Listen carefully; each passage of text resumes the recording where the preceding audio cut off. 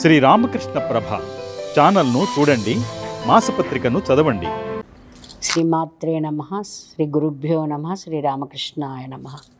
ఒకరోజు జాంబవంతుడు రాముల వారి దగ్గరికి పరిగెత్తుకుంటూ వచ్చి ప్రణామం చేసి, స్వామి వారధి పూర్తి అయింది, మీరు వచ్చి చూడాలి, కానీ వారధి చాలా సన్నగా ఉంది, దాని మీద వానరులు ఒక్కసారి నడిచి వెళ్ళలేరు, ఒకరి తర్వాత ఒకరు వరుస క్రమంలో వెళ్ళాల్సి వస్తుంది అంటే రాముల వారు కొంచెం నవ్వుతారు.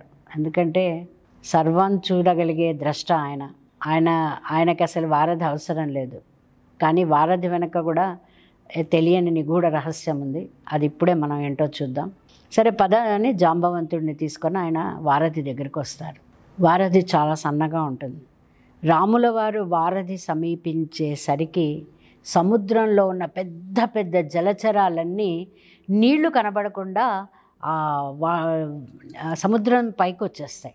వచ్చేసి వారధి అనేది విస్తారమైన ఒక రూఫ్ లాగా అయిపోతుంది. జాంబవంతుడు చాలా ఆశ్చర్యపోతాడు. జలచరాలే కనిపిస్తున్నాయి కానీ నీళ్లు కనిపించట్లా. అయితే ఆ జలచరాలు ఎలా ఉన్నాయంటే, రాముడిని చూడడం ఆపేస్తే ఎంత కష్టమైన పనో అనే ఉద్దేశంతో అవి కళ్ళు తెరుచుకొని అలా ఆయన వైపే చూస్తూ ఉన్నాయి. కదలని స్థితిలో ఉన్నాయి. జలచరాలన్నీ కదలని స్థితిలో ఉన్నాయి.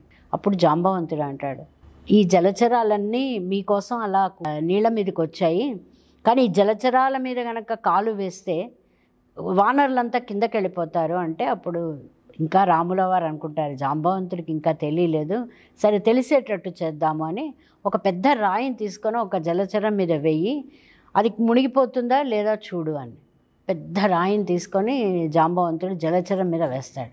అది అలాగే ఉంటుంది, స్టెబుల్గా ఉంటుంది, కదలదు ఆ రాయి. ఎందుకు కదలదు అంటే అసలు ఆ జలచరాలకి అక్కడి నుంచి కదలడం ఇష్టం లేదు. అప్పుడు జాంబవంతుడికి తెలుస్తుంది ఇదంతా భగవత్ లీల, శ్రీరాముల వారు మానవ రూపంలో ఉన్న మా పరమాత్మ అని ఆయనకు తెలిసి, కానీ ఆ తెలిసినది చెప్పే ధైర్యం లేదు. ఎందుకంటే మన ఎదురుకుండా నించున్నది భగవంతుడు అని మనకి తెలిసిన క్షణాన ఇంకా మనకంటే అదృష్టవంతులు ఎవరండి, అవునా కదా. అప్పుడు ఆ వానరులందరూ బయలుదేరుతారు. కొంతమంది ఆకాశ మార్గాన వెళ్ళిపోతారు, కొంతమంది ఈ వారధి మీద వెళ్తారు, కొంతమంది జలచరాల్ని దాటుకుంటూ వెళ్ళిపోతారు. అందరూ లంక చేరుతారు. చిన్న కథ, చాలా చాలా ముఖ్యమైన డీకోడ్ చేయాల్సిన విషయం ఇందులో ఉంది. మనం కూడా 3 రకాల మనుషులం. ఒకటి కర్మ సిద్ధాంతాన్ని నమ్మాం మనం. భగవంతుడు నన్ను ఇలా పుట్టించాడు, నేను ఇలా బ్రతుకుతాను, నేను తెచ్చుకున్న పాపపుణ్యాలు నేను ఇక్కడ అనుభవిస్తాను అని కర్మ సిద్ధాంతాన్ని మాత్రమే నమ్మేవాళ్ళు వారధి మీద నడుచుకుంటూ వెళ్తారు. రెండో వాళ్ళు ఉన్నారు ఉపాసకులు. ఉపాసకులు అంటే ఏంటి, నేను ప్రారబ్ధాన్ని తీసుకొని వచ్చాను, కానీ ప్రారబ్ధాన్ని నేను అనుభవించాను, ప్రారబ్ధాన్ని కూడా నేను దాటేసి నా పురుష ప్రయత్నంతో నా ఉపాసనా బలంతో నేను సన్మార్గంలో నడుస్తాను అనుకునేవారు రెండో వాళ్ళు. వీళ్ళు ఎక్కడి నుంచి వెళ్ళారు, జలచరాల నుంచి వెళ్ళారు. రెండో మార్గం. మూడో మార్గం ఏంటి, భగవంతుడే అంతా, దీనికి ఇక్కడ జరుగుతున్న కష్ట సుఖాలకి దేనికి నాకు సంబంధం లేదు అనుకునే భక్తులు. ఈ భక్తులు ఎలా వెళ్ళారు, ఆకాశ మార్గాన వెళ్ళారు. సో ఉత్తములు, మధ్యములు, అధములు. అంటే అధములు అంటే 3rd గ్రేడ్ అని కాదండి. అధములు అంటే కర్మ సిద్ధాంతాన్ని నమ్మి వెళ్ళేవాళ్ళు. వాళ్ళు కూడా భగవంతుడిని చేరుతారు, కానీ వారధి మీద ఒకరి తర్వాత ఒకరు వెళ్తారు. ఉపాసకులు జలచరాల మించి నడిచి వెళ్ళారు.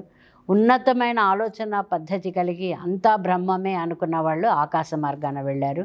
మనలో ఇది ఈ రామాయణంలో ఈ కథ వెనక అంతర్గతంగా ఉన్న గొప్ప రహస్యాన్ని ఇది మనందరం తెలుసుకొని మనం ఏ మార్గంలో ఉన్నాం.